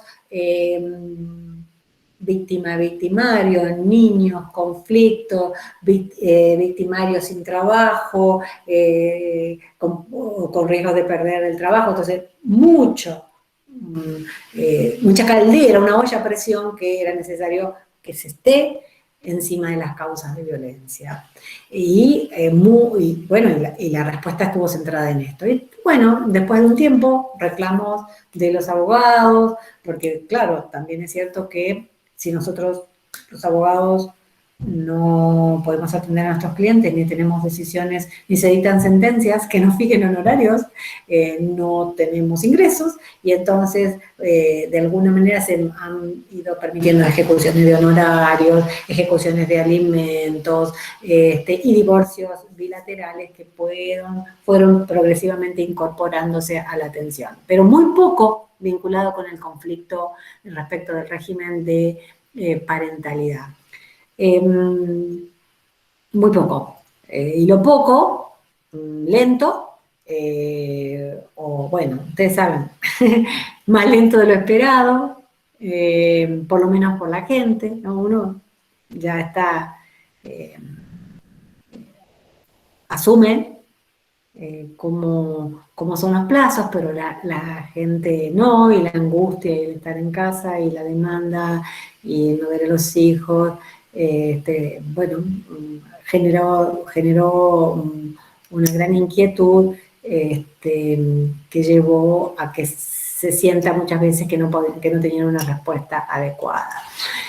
La tutela efectiva, que es lo que en materia de familia siempre nos preocupa y nos ocupa, lo vemos, aquí tienen ustedes estos dos fallos, el que les decía antes, este es un fallo con perspectiva de género, miren la fecha, 23 de abril, la madre pidió que el hijo permanezca una semana y una semana, mientras no vaya a la escuela, el papá dijo, pero si es lo que yo siempre quise, al final esta mujer, ¿quién la entiende? Pero, para no dar el brazo totalmente a torcer, dijo, bueno, ok, pero que ella, estoy de acuerdo, pero que ella lleva que el chico me lo traiga y lo venga a buscar, siempre. Entonces el tribunal hace lugar a lo peticionado una semana y una semana, con fundamento en la coparentalidad, y respecto de los traslados dice señor, mire, vamos a ser justos, el que busca, resolvió que quede en manos de quien tenga el hijo y deba entregarlo en la casa del otro progenitor el traslado. Yo hubiese resuelto que va a buscar quien va a cuidar, no quien va a dejar, para evitar muchas veces los problemas propios de los tironeos y que te lo demore, te lo lleve antes. Bueno, igual, lo cierto es que un traslado cada uno. Y este otro fallo ya aplicando la decisión 703, que era lo que les decía hace un ratito, la decisión 703 lo que generó es el conflicto de el traslado semanal de que me habla, ¿es obligatorio o no es obligatorio? Este es un fallo de Victoria Famade, Juzgado Nacional Civil 82, y que dice, mire, esto es solo una resolución de un régimen estándar, pero no implica que en el caso concreto los tribunales no puedan decidir por encima de lo que está decidiendo, además una decisión administrativa. Y entonces lo que hace es establecer un régimen semana por medio, que era como el mismo que los papás habían acordado hace 6 meses, minimizando, claro está, todo posible riesgo que pueda ocasionar entre los traslados de la niña. Entonces deja en claro que no era obligatorio, que no era vinculante una semana y una semana, que esto podía ser modificado o acordado. Y, bueno, tenemos, Narela, ¿tenemos alguna otra pregunta? Porque yo creo que Sí. entrar al tema alimentos ahora. Esto lo voy a pasar, porque como de costumbre yo te dije, por ahí una filmina me puede llevar 1 hora y media. Esto lo vamos a dejar, para algo hemos hablado, pero bueno, vamos a profundizar y vamos a ver alimentos. Dale. Bien, sí, tengo varias preguntas, así son respecto a este tema. A ver, la última que se hizo, se han hecho varias, lo que pasa es que no me había cargado el chat. Bueno, entonces empiezo de las que nos quedaron recién. Patricia Ortihuela pregunta, bueno, buenas tardes doctora, me llegó un cliente con una restricción de acercamiento, pero sin plazo de defensa. A la vez se lo llamó para hacer una mediación por WhatsApp y se acordó que durante la cuarentena el cuidado personal lo tiene el señor en forma unilateral, con una regulación de visitas y para cuando pase la pandemia el régimen de cuidado va a ser compartido alternado. Los niños tienen 3 y 6 años, la pregunta ¿es legal celebrar mediación cuando hay una denuncia de violencia? Bueno, mi opinión es que la mediación respecto de los efectos de una medida de protección, a ver, porque la existencia de una denuncia de violencia, ustedes saben que la medida de protección se toma prácticamente sin prueba, mínima prueba. La declaración de la parte, de los testigos, y a veces se hace pericia y a veces no. Está muy bien que se tome de esa manera, con tan poca prueba, pero esto no está decidiendo que hay o no en sí violencia, sino lo que está diciendo es, mire, el juez valora que hay un riesgo para esta persona. Para decidir si hay una violencia, hay un proceso del código, que es el del 96, no me voy a introducir en este porque es cierto que esto va a hablar la doctora Alma, pero bueno, en este contexto, ese proceso es el que va a llevar a decidir si hubo o no una situación de violencia, con toda plena prueba para ambas partes. Ahora bien, una cosa es mediar la violencia y otra cosa es mediar los efectos de la violencia. Porque los efectos de la violencia implican de una medida de protección adoptada con el mínimo olor de riesgo, son que hay que ver quién queda viviendo en la casa, cómo se pagan alimentos, quién cuida de los niños, quién se ocupa de tal o cual cuestión. Esos efectos, a mi modo de ver, sí pueden mediarse. Lo que yo no sé en este contexto es una mediación hecha sin patrocinio, letrado. A mí no me gusta. Yo hubiese, si la mediación se hizo sin patrocinio letrado independiente que garantice que la persona que ha hecho la denuncia está comprendiendo los alcances de este acuerdo, la verdad que pienso que probablemente pueda ser objeto de revisión y que solamente esto tenga validez ahora en tiempo de aislamiento, donde no haya ningún riesgo concreto para la persona víctima de violencia, pero no iría más allá de esto. Después la doctora Alma, que andaba por ahí, va a dar su opinión sobre este tema. ¿Qué otra tenemos? Después, Gastón pregunta, ¿hasta qué punto el niño puede elegir la persona que lo va a cuidar y acompañar? ¿Y qué fuerza tiene la voz del niño dentro del régimen de cuidado? La fuerza es la opinión que se valora conforme a edad y grado de madurez. El niño no decide, no le podemos dejar esa decisión a los niños, no corresponde, es una decisión de los adultos. Muchos papás o mamás dicen, no quiere verlo, no quiere, mirá, tiene 2 padres, tiene que verlo. Es decir, vos tenés que garantizar esta comunicación y vos tenés que esforzarte por mantener esta comunicación. El niño no puede decidir. Si un adolescente manifiesta que no quiere ver a la mamá o al papá, esto tiene que ser abordado de un punto de vista integral. Por supuesto que un adolescente de 14 años, 15 años, su opinión tiene mucho más peso que la de un niño de 7, 8, 6 o 5, pero sobre esto hay que trabajarlo, se lo tienen que escuchar. A veces los psicólogos dicen, no, pero el chico dice que no quiere. No, el psicólogo tiene la tendencia a veces a enaltecer el poder de decisión del chico respecto de los cuidados, la comunicación con el otro. El niño no decide, el niño opina y el juez decide lo mejor teniendo en cuenta la opinión del chico. Y si el chico decide algo distinto, tiene que llamarlo y explicarle, mirá, fulanito, vos me pediste esto, pero yo pienso que esto no es lo mejor para vos por esto, por esto, por esto. Eso es importantísimo, porque si no el chico dice, ¿para qué voy a hablar? Si al final van a hacer lo que quieren, pero el chico no decide. Bien, perfecto, entendido. Amparo pregunta, doctora, si las partes con cuidado alternado acordaron entre ellos que durante la pandemia el menor se quedaba con la madre durante la semana hasta el día miércoles y desde jueves a domingo el menor iba con su padre, ¿puede ser utilizado esto para luego tratar de probar que no se cumple el cuidado alternado y solicitar un indistinto, desconociendo que esto fue aceptado por ambos progenitores? A ver, en realidad, si ellos La verdad que nosotros como abogados de familia tenemos que defender la buena fe, ¿no?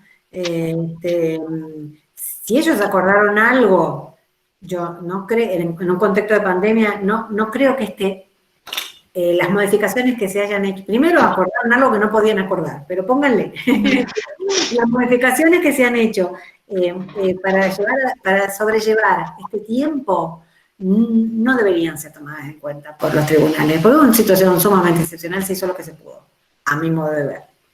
Pero bueno, habrá que ver qué deciden los jueces. Bien, perfecto. Sí, hay 2 preguntas más que serían sobre este tema y ya ahí cortamos. Dale. Una es de Andrés, que pregunta que en el marco de una separación de pareja con un hijo pequeño, ¿es viable pedir un cuidado unipersonal transitorio, intertanto se resuelva el tema habitacional de ambos progenitores? No sé, después aclara, no sé si sería apropiado denominarlo unipersonal, pero ilustrativamente creo que se explica el punto. ¿Cómo? ¿Qué es lo que pregunta? Pregunta, en el marco de una separación de una pareja con un hijo pequeño, Sí. ¿es viable pedir un cuidado unipersonal transitorio, intertanto se resuelva el tema habitacional de ambos progenitores? O sea, en medio de una separación, el tema del cuidado hasta que se resuelva la vivienda, digamos. Sí, en verdad hay que tener en cuenta que todos los cuidados son provisorios. El régimen de cuidado de los hijos siempre es provisorio porque se modifica cuando se modifican las circunstancias del caso, igual que en materia de alimentos, ¿no? Pero hay que acordarse de esto procesalmente.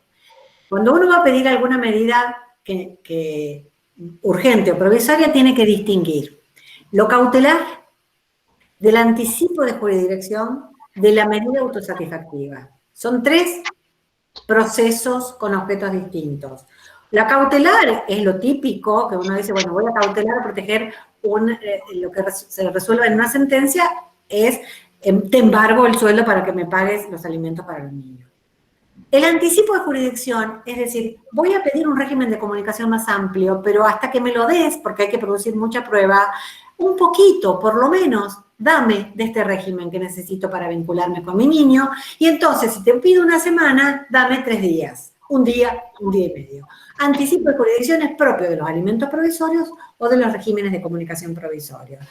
Y las autosatisfactivas son esas que se agotan en sí mismas. Por ejemplo, un reintegro, que los ha habido, porque durante este periodo de locura hubo gente que se fue a buscar a los niños a la casa del otro, lo agarró de los pelos, más o menos, con un escribano atrás o lo que sea, y se lo llevaron como si fuesen objetos. Esto sucedió, y esto entonces es la forma de reacomodar las cuestiones para evitar el manejo de los hechos, de la fuerza y el abuso del derecho y digamos, de alguna manera el proceso, es una medida autosatisfactiva. Se agota ahí, reintegro al centro de vida. Después vemos cómo se establece el régimen de comunicación. ¿Tenemos algo más? ¿Está claro eso? Sí. Y la última es, si el cuidado personal es compartido y la madre quiere mudarse a otra provincia, ¿el padre para oponerse debe recurrir a los tribunales necesariamente? Con el tiempo que conlleva, no hay una forma más rápida que no implique meses de tramitación. Sí, en realidad eso recién lo intenté explicar, parece que no ha quedado claro. Decidir el domicilio del niño, no si me mudo a la vuelta o dentro de la misma ciudad. Decidir el domicilio del niño que modifique la posibilidad de la comunicación o del ejercicio de las funciones del otro, es decir, el otro lo veía 3 días, lo llevaba a la peluquería, lo llevaba al colegio, y no lo va a poder hacer más porque yo cambié el domicilio. Es un tema que pertenece a la esfera del ejercicio. El ejercicio es compartido. Cuando el ejercicio es compartido, funcionan las presunciones. Entonces, si tenemos el ejercicio compartido y papá quiere mudarse, los chicos, tenemos el ejercicio compartido indistinto, los chicos viven con papá, y papá quiere mudarse a vivir a Córdoba por un tema de trabajo, tiene que decirle a mamá, mandarle un mail, carta, documento, lo que sea, prueba, comprobable fehacientemente, te aviso que tuve una oferta de trabajo, me quiero ir a vivir a Córdoba, te propongo que, bueno, vamos a tener que modificar este plan de parentalidad, te propongo traer a los chicos tanto que vos viajes. Te aviso que me voy. Si la mamá no dice nada, se presume que en algún punto lo está aceptando, porque la juega el C41. Cada uno decide con base en la información. Lo que cada uno decide, se presume que cuenta con la conformidad del otro. ¿Qué debe hacer el otro para oponerse? No debe ir al tribunal. Debe decirle la mamá debe decirle al papá, contestarle el mail. Te aviso que no estoy de acuerdo con que te vayas, porque esto va a afectar el ejercicio de mis funciones. ¿Se puede ir la mamá? No. ¿El papá? No. Si el papá se va, el traslado es ilícito. Y conforme a las reglas de la ley procesal mendocina, nunca se va a configurar centro de vida en otra residencia cuando el traslado haya sido ilícito. Así que las reglas son, yo te aviso, si vos te fuiste, es traslado ilícito, te tienen que traer, queridito, de los pelitos y traerte a tu nuevo hogar. Si vos te querés ir igual, porque si no perdés el trabajo, por la razón que sea, en ese contexto, entonces, el que se tiene que ir es el que está cambiando el estatus, es el que tiene que ir a pedir autorización judicial. ¿Se entendió? Ahora... Sí, yo lo entendí perfecto. Bueno, esperemos que quien preguntó también. No, pero las demás preguntas todos han respondido que lo entendieron. Así que... Bueno, bien. ¿Seguimos con alimentos o hay algo más? No, sigamos. Bueno, espérate. ¿Se ve ahí la pantalla? A ver. Sí, se ve el Power. Bueno, el Power. Ahí Natalia, que es quien había preguntado, respondió que lo entendió.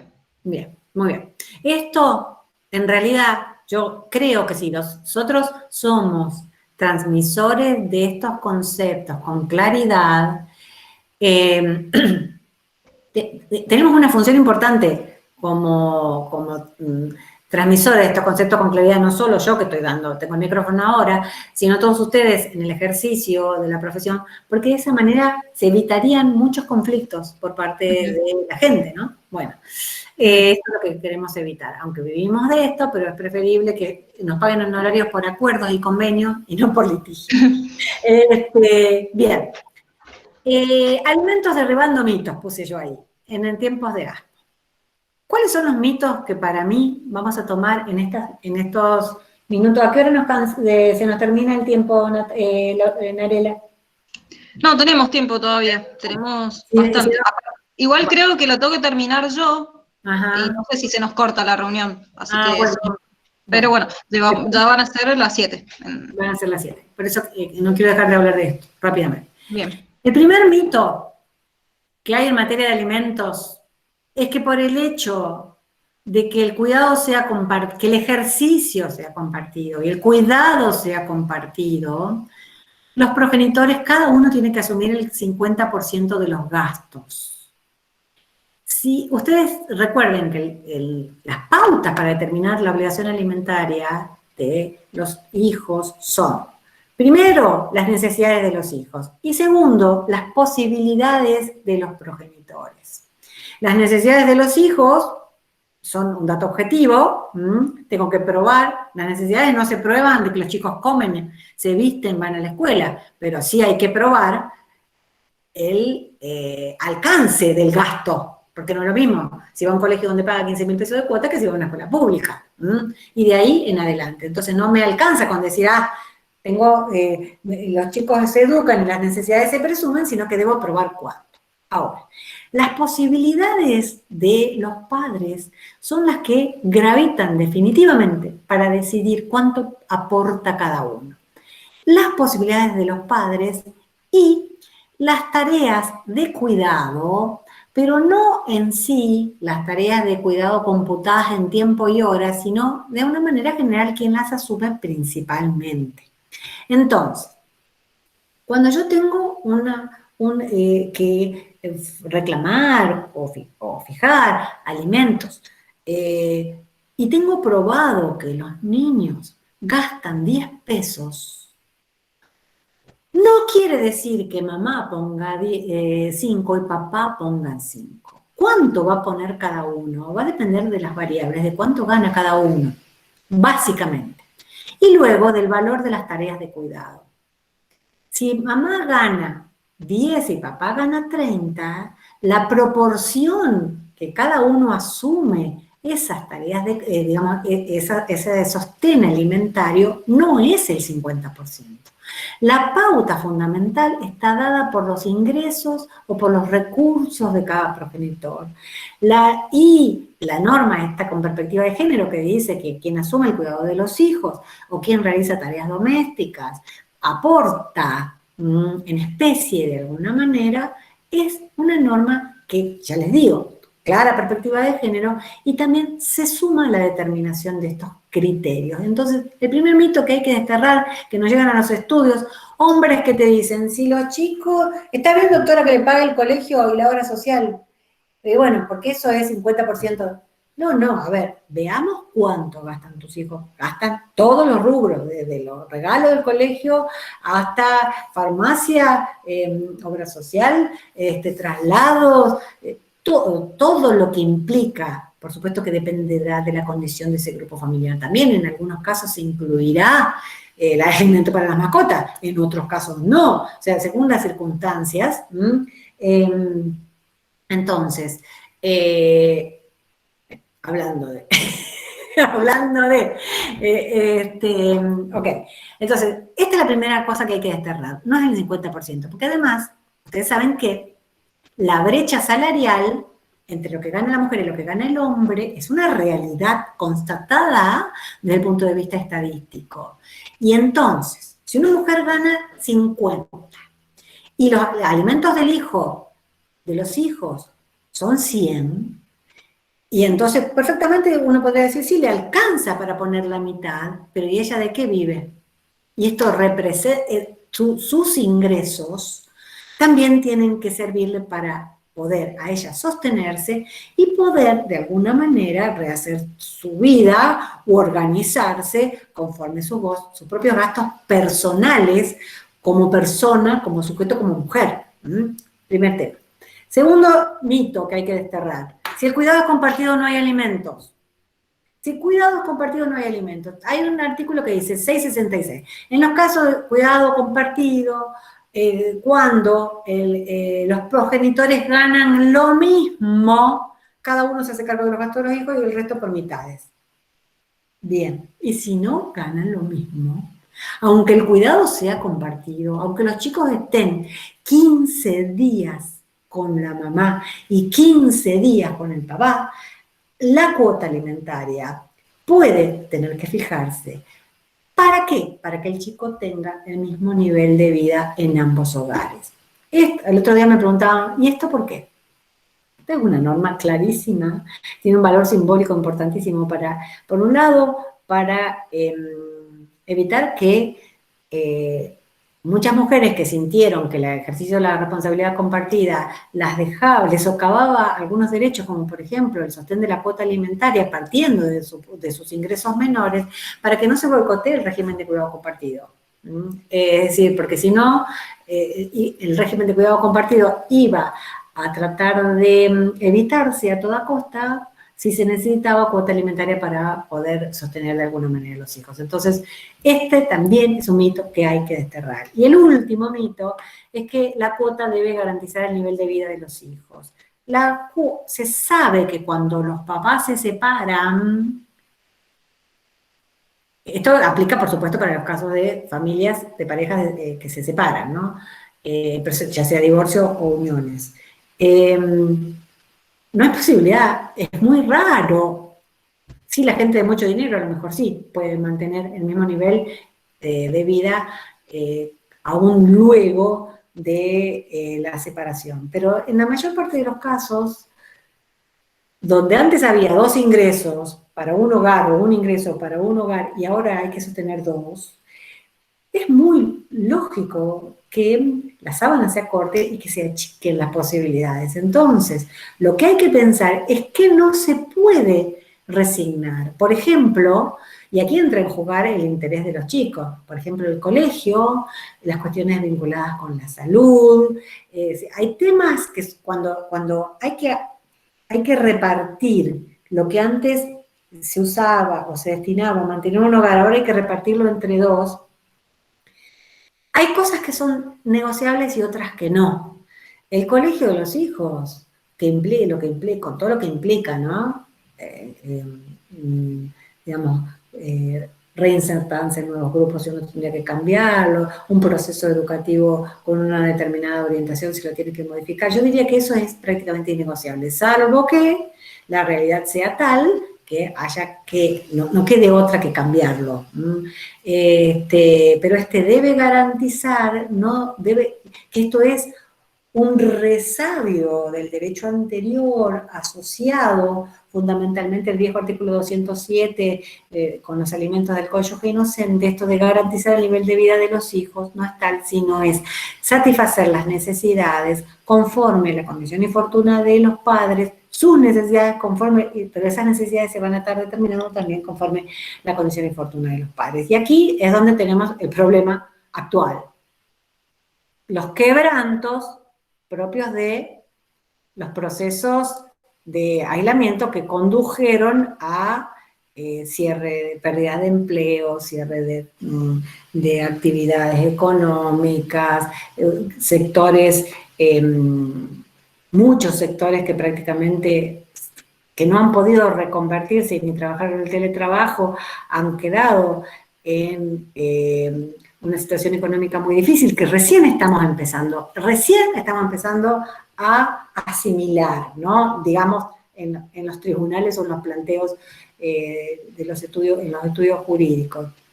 La gente que se ha quedado sin trabajo lo asimiló, lo ha tenido que asimilar desde el primer día, lamentablemente. Pero, ¿qué quiero decir con esto? Nosotros tenemos como premisa, la cuota alimentaria es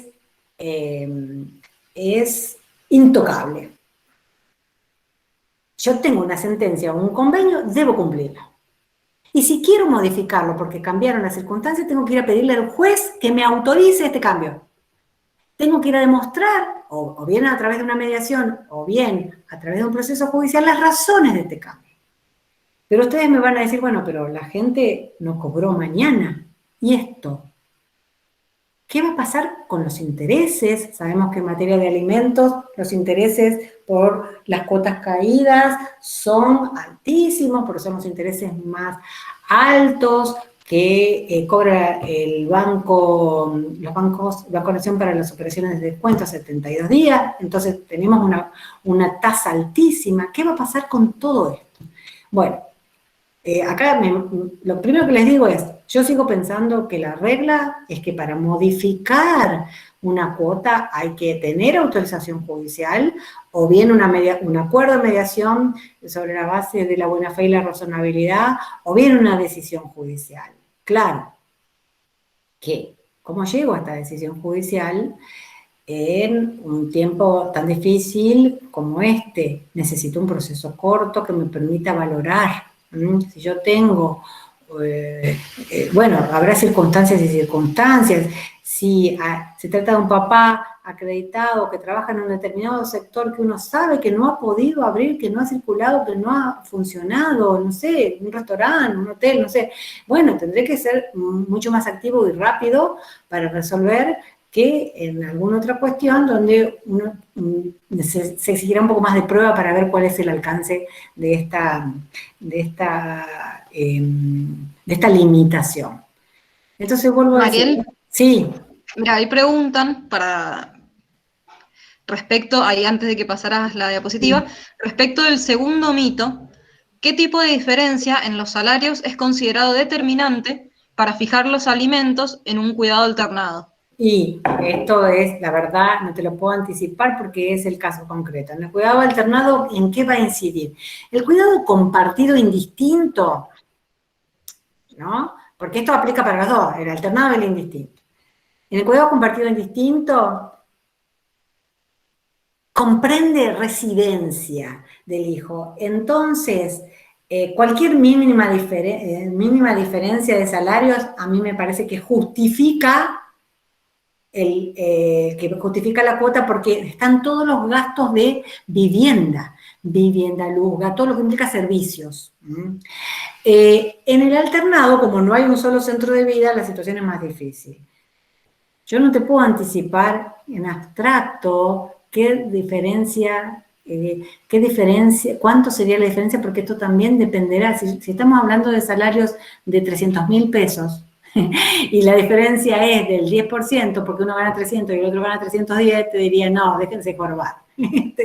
Ahí cada uno, salvo que el hijo, bueno, no sé, tenga una educación, qué sé yo, no sé, bueno, pero si ganan el 10% de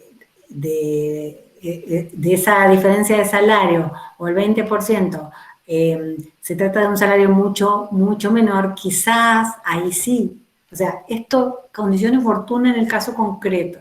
Ustedes saben que los españoles tienen unas tablas donde ellos, según la edad y las actividades, han tratado de estandarizar cuánto corresponde cuota para dar pautas objetivas. Lo intentaron hacer, hicieron mucho esfuerzo y no lo aplican porque en abstracto, ¿verdad? Por eso yo digo, ¿qué reglas le puedo decir? Miren, si el cuidado compartido no hay alimento, eso es falso. Ahora, el caso concreto me determinará cuál es la diferencia, me determinará entonces cuál es la diferencia de salarios que tengo que ponderar para poder fijar o no fijar la cuota alimentaria. No puedo darte una respuesta abstracta. Bien, igual ahí contestó que tenía el mismo criterio. Ah, bueno, está bien. Así. Entonces, paso a la última, para ir ya cerrando, para contarles este fallo que me llegó hoy en pandemia, ¿no? Miren que es súper interesante. La pareja de la madre le sacaba, resulta que como un adolescente, decide irse a vivir con sus abuelos, porque la pareja de la madre era un típico acosador intenso, de esos intensos, que le sacaba el celular, se lo controlaba, conocía sus claves y contraseñas. Entonces, ella decide irse a vivir con sus abuelos maternos que le brindan contención a vivienda y alimentos. La defensora de menores es una figura parecida a la asesora que tenemos acá, solicita, además de acompañamiento terapéutico para el adolescente, interviene también el programa de maltrato y el ETI, o digamos, el órgano administrativo, y que se fija una cuota alimentaria provisoria a cargo de este señor para ayudar a los abuelos con el cuidado de su nieta. El tribunal hace lugar, fija una sentencia de 10% de los haberes del progenitor afín intenso y ordena la notificación a la empresa a través del correo electrónico con firma digital. De esto supongo que va a hablar Rebeca, la flexibilización en las formas procesales. Le dice al adolescente en un lenguaje adaptado, decidí que la pareja de tu mamá aporte una cuota alimentaria por un tiempo para ayudar a los abuelos con tus gastos de alimentación, vestimenta, actividades y otros que puedas tener. Quiero que sepas que esta cuota va a durar 6 meses. Tiempo necesario para que puedas pensar con quién querés vivir y hasta puedas empezar un espacio de terapia para charlar de todo lo que te afectó en tu casa, lo que sería muy bueno para que vos no repitas este estereotipo conductual. Bueno, esta me pareció interesante contarles, entonces, alimentos del padre afín en tiempos de pandemia para que los abuelos puedan sostener a la nieta notificada por mail. De esto de las notificaciones por mail y notificaciones por WhatsApp, en Mendoza tenemos mucho, por suerte va bastante, así que es un gran avance, ¿no? Una enorme oportunidad para el proceso mendocino. Yo creo que ojalá el expediente digital haya venido para quedarse, qué bárbaro sería. Bueno, y aquí tengo otro fallo para contarles que solo rápidamente, la liberación de los fondos de un penado. Ustedes saben que los condenados reciben, que desarrollan actividades dentro de las cárceles, tienen un salario y esto tiene un destino que es, además de sostener a su grupo familiar, hacer como un fondito de reserva para cuando ellos son liberados. Se presenta este hombre y pide que le puedan liberar fondos para su conviviente que estaba sin trabajo porque formaba parte justamente de esa economía informal, y la Cava le hace lugar y le comunica telefónicamente también a la conviviente que puede pasar a retirar los 12.000 pesos que le liberaban al señor. Es decir, hubo durante todo este tiempo, si yo podría decir, en la balanza positiva, la digitalización de los procesos, aunque vamos lento, pero yo le pongo fichas, me parece que es una oportunidad de oro para aprovechar, que expediente digital no es lo mismo que despapelización, no es suficiente con que yo pueda subir el escrito por un PDF, sino que es un concepto distinto, pero que me parece que, bueno, que de alguna manera esto se puede ir construyendo y que esta es una bárbara oportunidad, lo mismo que el tema de las audiencias. Así que sobre esto le pongo fichas. Y bueno, termino a las 7:05 con esto que me obsesionó desde el primer momento, los tiempos de la gente y los tiempos de los tribunales. Porque una cosa es que el tiempo pase y otra muy distinta es dejar pasar el tiempo. Todos y todas tenemos una enorme responsabilidad porque la justicia de familia, como decíamos más temprano, la mayor parte de las cuestiones son urgentes, aún los temas patrimoniales, aún los temas en donde se están dividiendo bienes, porque esto también hace muchas veces a la salud mental de la gente, de ponerle fin a ciertos procesos de crisis o de conflicto. Entonces me parece que vamos a estar realmente a la altura de lo que demanda nuestra materia cuando podamos dar respuestas oportunas. La oportunidad es el enorme desafío, aunque en tiempos de pandemia tuvimos mucha gente que tuvo que quedarse en su casa y que respeto absolutamente que no salga de su casa quien tiene riesgo, que tiene mayor edad o que tiene que cuidar niños pequeños, pero bueno, creo que el compromiso está en pelear por un fuero que pueda estar a la altura de las circunstancias en todo lo que es expediente digital. Muy bien. De mi parte, si hay alguna otra pregunta. Sí, hay una pregunta acá. Doctora, ¿qué opina en los casos? Bueno, sí, aparte están todos felicitándote por la exposición. Bueno, muchas gracias. O sea, a ver, volvemos al principio. ¿Pude transmitir termómetro? ¿Pude transmitir la temperatura de lo que siento? Sí, totalmente. Como diría Comadró, eso necesito, aunque no le vi las caras. No, sí. No, es que nosotros te veíamos todo el tiempo, entonces por ahí capaz que para nosotros fue más cercano. Vale, está bien. Muy bien. Contame la pregunta es, ¿qué opinan los casos donde uno de los progenitores está hace años sin trabajo fijo?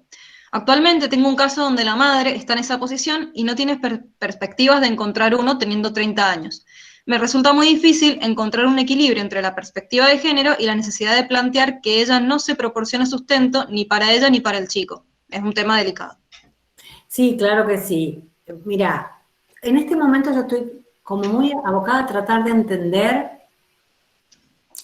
cómo juegan dos principios constitucionales, que son el interés superior, que es un paradigma, y la perspectiva de género, que debe ser un paradigma. Todavía no la tenemos metida dentro de la cabeza, pero estoy convencida que eso debe ser un paradigma tan importante como el interés superior.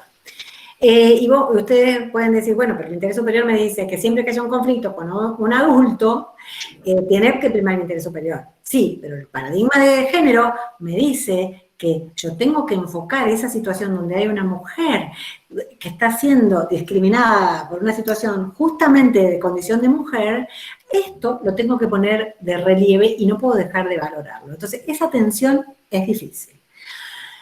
Pero también es cierto que a veces No por el hecho de ser mujer se está en una situación de desequilibrio, de desigualdad, no necesariamente. Cada situación tiene que ser abordada en el caso concreto. Y el abuso del derecho no está autorizado. Entonces, yo tengo una mujer que ya tiene una edad donde está fuera del mercado. Está bien, pero tengo que sostener a niños. Bueno, todas nosotras sabemos que de alguna manera hay que encontrar los recursos para sostener a estos niños. No me puedo quedar no puedo conseguir trabajo por la edad que tengo, ¿no? Entiendo que este es un momento difícil como para venir a decir, mira, tiene que conseguir trabajo porque tiene hijos. La responsabilidad parental trae consigo, lo mismo que le decimos al varón.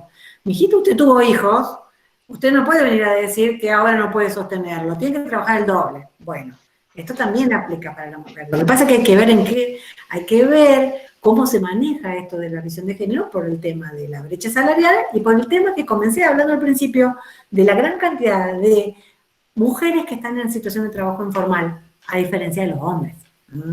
Sí, tal cual.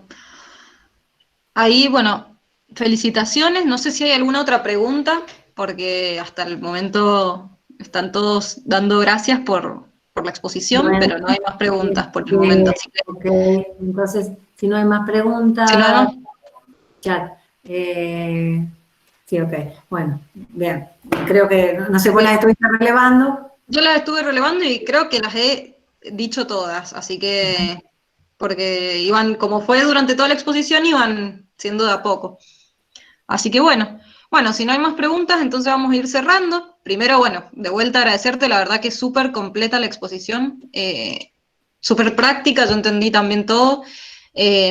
Así que bueno, espero que les haya servido. También era la idea poder dar esta visión más práctica, lo que hablábamos cuando lo charlamos esto. Así que bueno, nada, agradecerte de vuelta, agradecer a todos los que han participado y esperarlos ya para el miércoles, que tenemos el segundo módulo con la doctora Tordi y la doctora Daniela Torres, que van a estar hablando, bueno, de adopción y del tema de los ETI y todo lo que es de protección de derechos. Así que bueno, eso también va a estar bueno y bueno, esperamos y no sé si vos, Mariel, querés decir algo más. No, que bueno, que si necesitan algún material de lo que está en los fallos con perspectiva de género, te los puedo pasar. Y Sí. si necesitan algún material de lo que está ahí, que te pidan a vos, y vos me pedís, son 2 o 3 nada más los fallos que te puse por el interés, pero hay mucho material circulando que puede enriquecer los análisis que vayan a hacer. ¿Mm? Perfecto, yo te lo pido, bueno, y después lo envío por mail como ya envié los links y todo, así que bueno. Bueno, Dale. entonces muchísimas gracias a vos y a todos y todas los que han participado y bueno, los esperamos el miércoles. Bueno, muchas gracias. Dale, nos vemos, Hasta chao. luego.